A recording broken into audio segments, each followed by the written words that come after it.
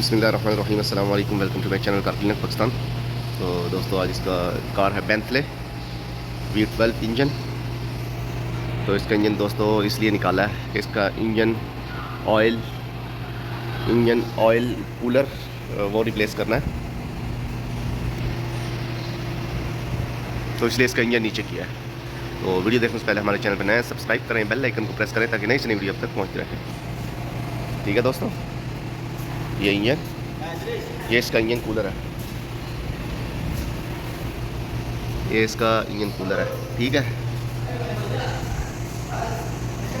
इसको रिप्लेस करने के लिए इंजन को नीचे उतारा गया है। ये देखो, जो टर्बो है इंजन के,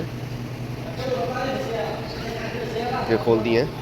एग्जॉस्ट, डायनेमो सब कुछ खोला गया इसको। तो इसका दोबारा चेंज करने के लिए इंजन को लाजमी निकालना पड़ेगा, क्योंकि इंजन इस एग्जॉस्ट के नीचे है, बिल्कुल वो जगह नहीं है निकालने की। तो इसलिए इसका इंजन नीचे किया गया है। ठीक है दोस्तों, तो दोस्तों वीडियो अच्छी लगे तो लाइक करें, शेयर करें, कमेंट्स करें। चलते हैं नेक्स्ट वीडियो, मिलते हैं। अल्लाह हाफ़िज़।